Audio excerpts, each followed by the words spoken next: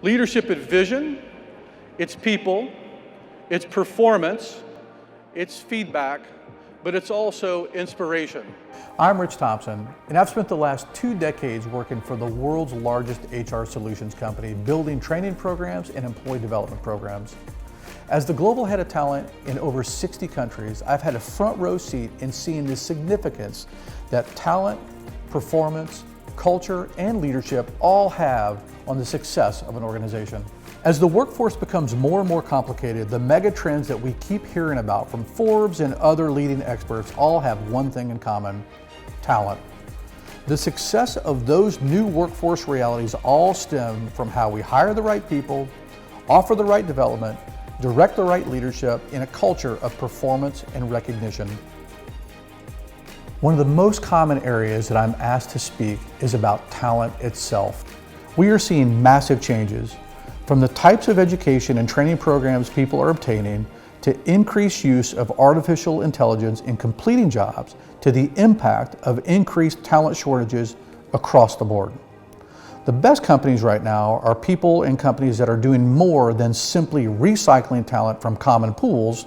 They are actually manufacturing their own talent through accelerated upskilling programs and reskilling employees into entirely different career paths by taking people who culturally fit and training them in new areas. Being able to actually create a talent resource where other companies are experiencing shortages is a huge advantage. So think about this for a minute. A bad leader who is consistently bad is easier to follow than a leader with good attributes who's inconsistent.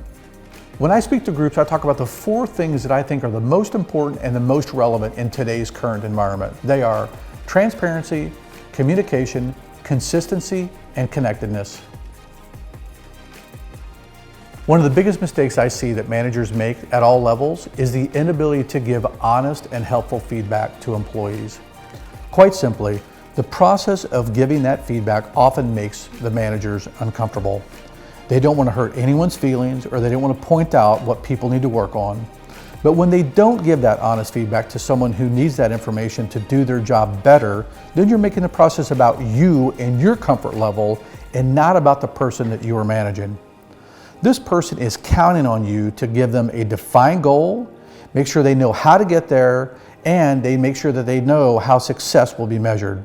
Management performance is about how you make the process about the individual through goal setting, feedback, and honest communication. Culture is my passion, and it's at the heart of everything we do. It truly gives us the drive and the determination and the passion to give ourselves to our organization. It is usually why people feel vested in an organization or a team. I love helping a group develop that culture so that all these other things, talent, leadership, management, are all able to thrive. My understanding of culture started far before my business career when I was part of the transformation of the football program at the University of Wisconsin when legendary coach Barry Alvarez took the helm. I was an all Big Ten kicker who was on the team when we went from a perennial loser, steeped in a culture of failure, to winners a mere 3 years later. Coach Alvarez provided a new outlook on almost every single aspect of our team, and a winning culture has been in place ever since. That sent me on a journey to understand how to take that same type of cultural transformation and put it to work within organizations. I learned if we could win at Wisconsin, where we were steeped in a losing culture, then it was possible to make that change to a winning culture anywhere. It is absolutely possible for you to transform your culture.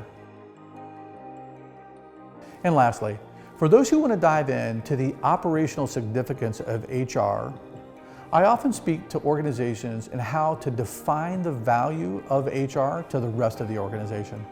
I hear people in HR, people like me, complain all the time that human resources doesn't have a seat at the table, that they aren't strategically involved in the operations or the decisions of their companies.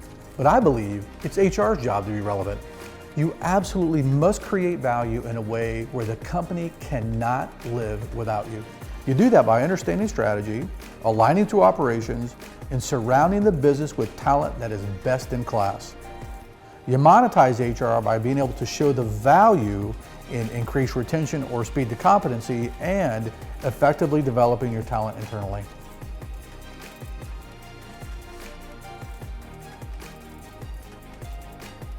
If talent, culture, leadership, and performance are important to your organization, I know I'll be able to make an impact. I look forward to working with you.